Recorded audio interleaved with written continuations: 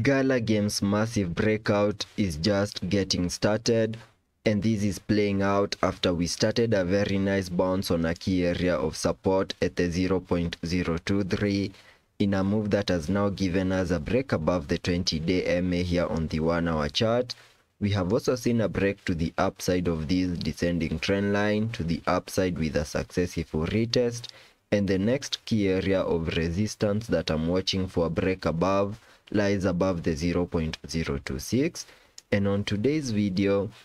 I will be discussing a negative structure that is playing out, give you my breakout target areas, and before I do so, make sure that you check out Bybit, which is giving you up to $20 in sign-up bonuses, and you can also earn up to $30,000 in deposit bonuses. And getting back to the video, I want to first share with you a negative structure that I've been tracking from the low that we made on the 25th of July, where we saw a very nice bounce to the upside in a move that gave us a peak above the 0.02428.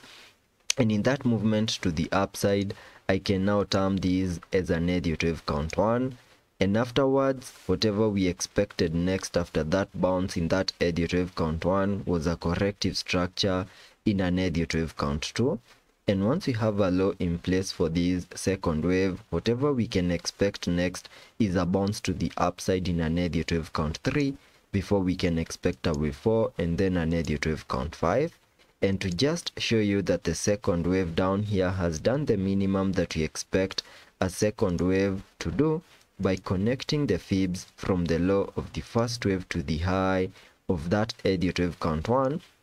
The minimum pullback target area for the second wave lies between the fib level 0.5 and the fib level 0.618, which is the area over here. And you can all see that we saw a bit of a pullback into that target area. We got some wicks into the area and we started a very nice bounce to the upside in what could now be the start of an impulsive negative count 3, whose minimum target areas can be given by connecting the trend-based Fibonacci from the low of the first wave to the high of that negative count 1,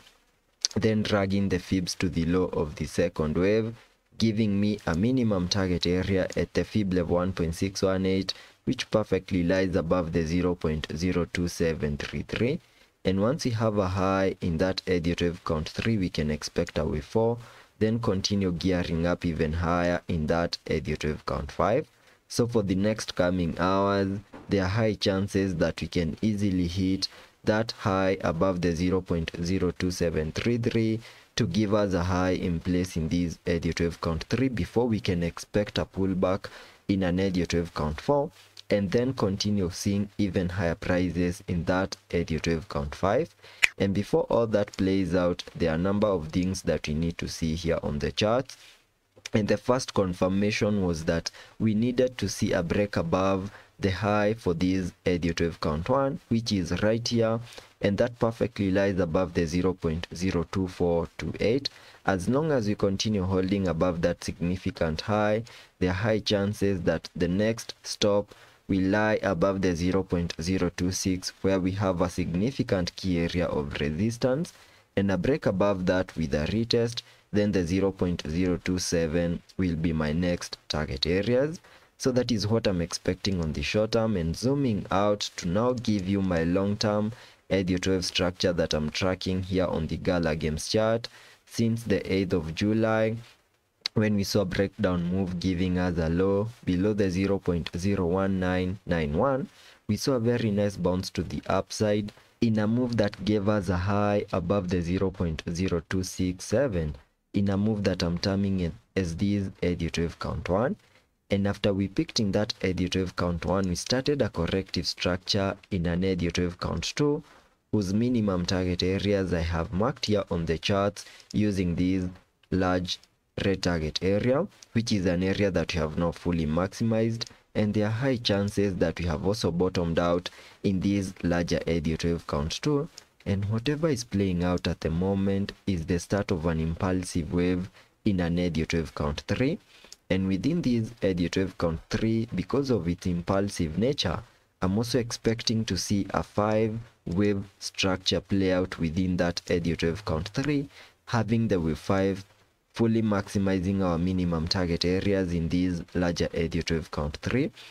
And that's the reason as to why I am tracking this micro Elliot wave structure that started to play out on the 25th of July. So let's be patient and see how that plays out. Continue paying attention to those significant key areas of resistances and also target areas, and I hope to catch you on the next one.